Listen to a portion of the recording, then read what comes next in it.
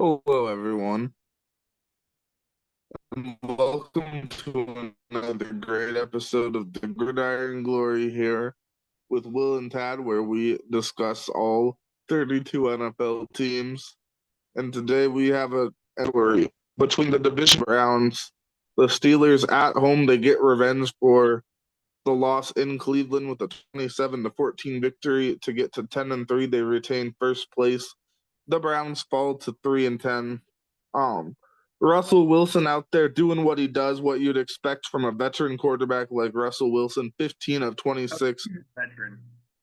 158 yards, two touchdowns for the seasoned veteran Russell Wilson, six carries for 17 yards. Not the flashiest of stat lines, but certainly consistent enough to keep Pittsburgh marching in the right direction, doing what they do.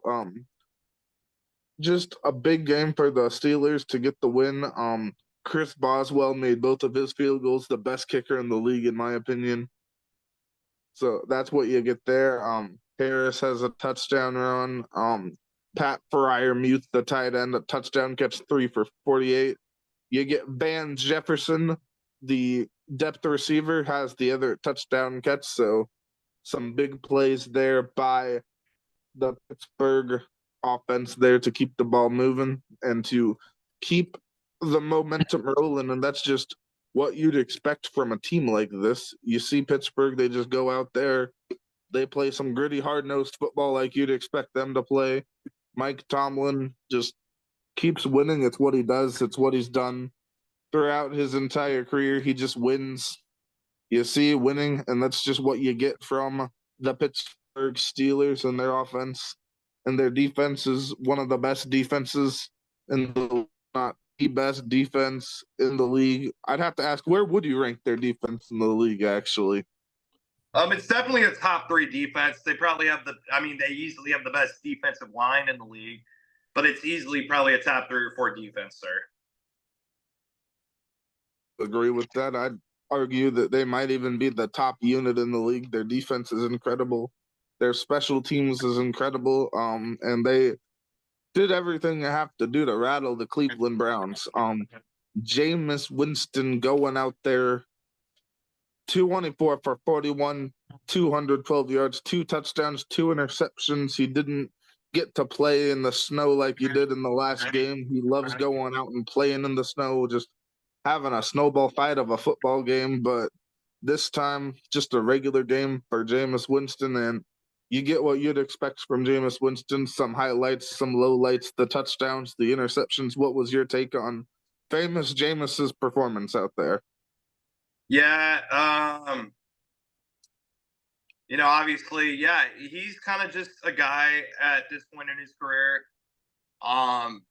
He speaking on him like emotionally, we are very well aware of some of the things that he's overcome and learned from, and even obviously back when he played at Florida State, we knew the hype that he was going to be coming into the league, but at this point, Tad, late in his career, like he's just literally so humbled and so blessed for the opportunity just to be even playing again, the opportunity to redeem himself as a leader, the opportunity to go out there and lead a group of guys who have been struggling and are going through a lot as a franchise right now. And he's blessed to lead guys like Nick Chubb and Jerome Ford and Jerry Jeudy and David Njoku. So I certainly don't feel like his mentality is, on the same mentality of like, say, a Patrick Mahomes or a Josh Allen or Lamar Jackson, but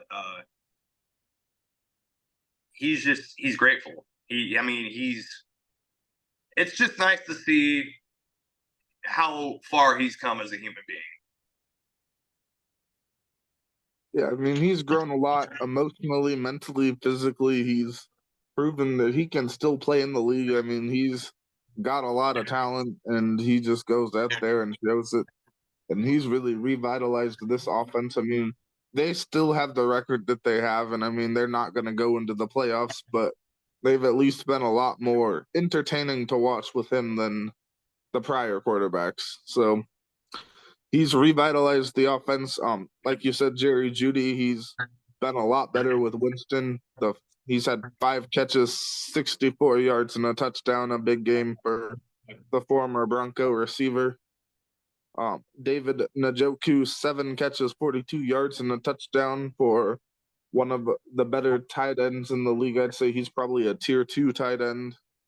So they've got some pieces, but in the end, I mean, the Pittsburgh defense, they were just too much for Cleveland to really get anything going seriously. And then, of course, you have Kadarius Toney fumbling the football, and that's, I mean, what do you do with a guy like Kadarius Toney? I mean, he's had some unfortunate moments in his career, still trying to establish himself. So I don't know. That's been tough for Toney. But looking some at the defense, I mean, like we said, we both agreed that Pittsburgh has a top defensive unit in the league. So let's highlight some of these defensive stars. You got Cameron Hayward with his 2 sacks,